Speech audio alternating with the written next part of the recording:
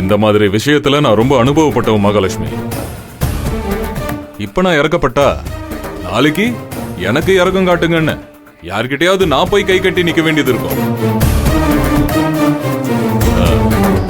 ஏமா நீ வேற கம்பெனி பாத்துக்குமா? Sir sir sir please sir. File ரெடியா இருக்குல்ல? இருக்கு சார். உள்ள எடுத்துட்டு வா.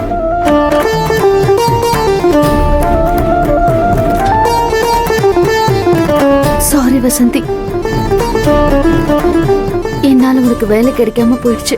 பரவாயில்லக்கா, இவ்வளவு தூரம் நீங்க எனக்காக பேசுனீங்கல்ல. அக்கா, வேற ஏதாவது வேலை இருந்தா சொல்லுங்கக்கா, நான் கிளம்புறேன்.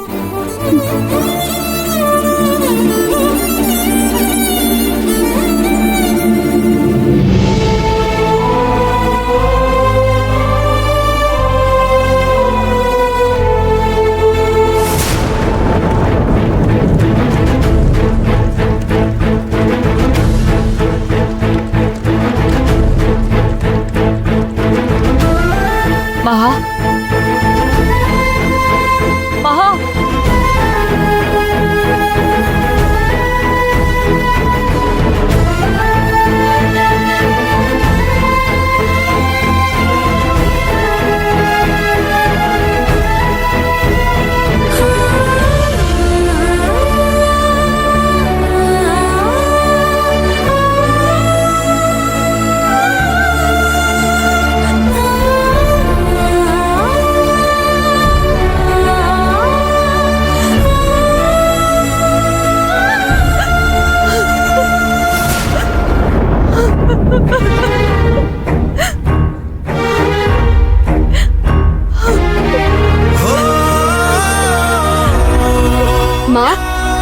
என்னாச்சு? ஏன் அழற? ஏய் அம்மா, அம்மா சொல்லுமா. ஏய் என்னடி ஆச்சு அம்மாக்கு? ஏன் அழறாங்க? கடையில மாவு பாக்கெட் போட்டுட்டு வந்துட்டு இருந்தோம். எதிர்த்தாப்புல அக்கா நடந்து வந்துட்டு இருந்தா. அம்மா அவகிட்ட பேசலான்னு மூவ் பண்ணாங்க. எங்களை பார்த்ததும் அக்கா சட்டன்னு முகத்தை திருப்பிட்டு போயிட்டா.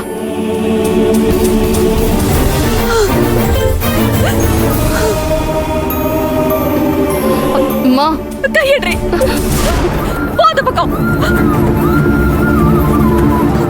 என் மூத்த பொண்ணு இருக்காளே, அம்மா அம்மான்னு 100 தடவை கூப்பிடுவா. அவளை கல்யாணம் பண்ணி கொடுத்துட்டு ஒரு நாளாவது அவகிட்ட பேசாம இருந்திருக்கேன் நாடி. வேலை இருக்கோ இல்லையோ ஏதோ ஒரு காரணத்தை வச்சுக்கிட்டு நம்மள வந்து பார்த்துட்டு போவாளே. ஆனா இன்னைக்கு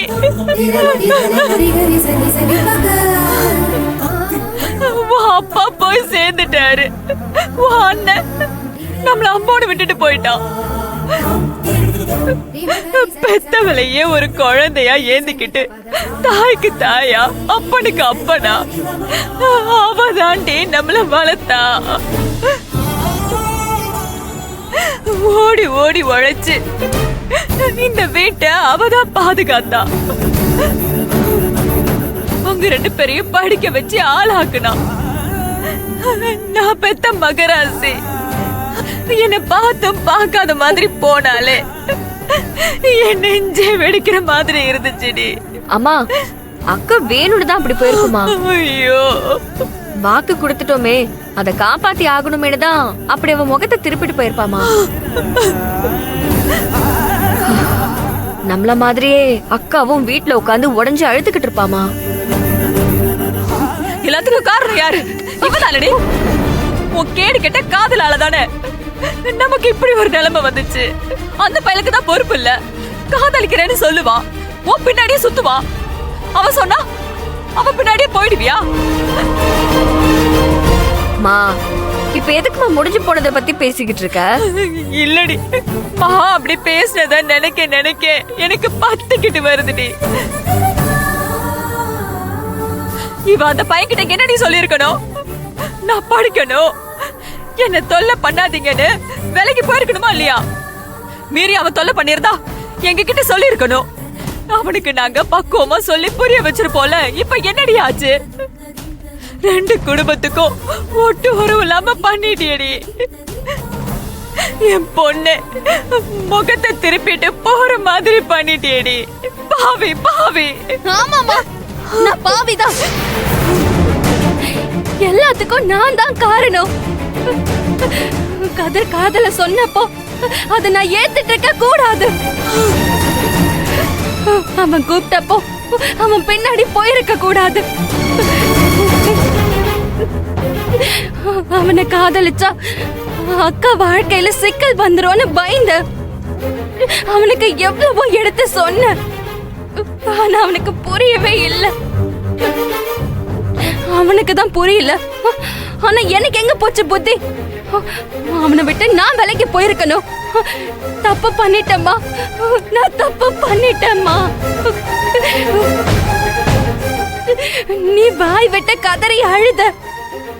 ஆனா நான் என்னால இப்படி ஆயிடுச்சேன்னு மனசுக்குள்ள குமரி குமரி அழுதுகிட்டு இருக்கேம்மா. சரி விடுடி, இப்ப நீ எதுக்கு சேர்ந்து அழுதுட்டு இருக்க? உனக்கு தெரியுமா, கதிர் நேத்து கூட என்ன பார்க்க வந்தான். காதல்னா பிரச்சனை வரதான் செய்யும், நாம அதை தாண்டி தான் ஜெயிச்சாகணும்னு சொல்லி உளறி கொட்டினோம். நான் அவனை திட்டி என் வாழ்க்கையில இனி வரவே வராதன்னு சொல்லி அவனை விட்டு விலகி போனேன். ஆத்திரத்துல அவன் என்ன அரைஞ்சிட்டான். நீ என்ன அடிச்சே கொன்னாலும் நான் உன் பக்கம் தலை வச்சு படுக்க மாட்டேன்னு சொல்லிட்டு தான் வந்த. இதுக்கு மேல நான் என்ன பண்ணுவேன்? யாருக்குமே பிரயோஜனம் இல்லாம நான் எதுக்கு வாழணும்? நான் செத்து போறேமா, நான் செத்து போறேன். என் கையை விடு. விடுடி, நான் செத்து போறேன். விடு, என்ன பண்றானே? என்னை விடு. நீ செத்துட்டா உன் அக்கா சந்தோஷப்படுவாளாடி? அவ வாழ்க்கையில நல்லது நடந்துருமா? நான் தான் ஏதோ ஆத்திரத்துல பேசுறேன், அதுக்காக நீ செத்து போயிருவேன்னு பேசுவியா? எல்லா கஷ்டத்தையும் தாண்டி நீ நல்லா படிக்கணும்டி, டாக்டர் ஆகணும்டி. நம்மள கேவலமா பேசணுங்க முன்னாடி நம்ம வாழ்ந்து காட்டணும்டி. அன்னைக்கு தலை குனிஞ்சு நின்னோமே, அப்படி இல்லாம தலை நிமிந்து காட்டணும்டி. உன் அக்காவை பெருமைப்பட வைக்கணும்டி.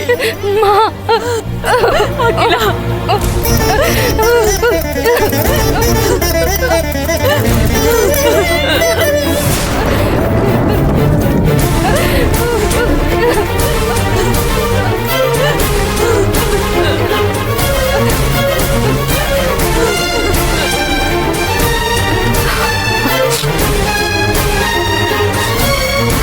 அம்மா, கிரைண்டர்ல ஏதோ பேட் ஸ்மெல் வருதுமா.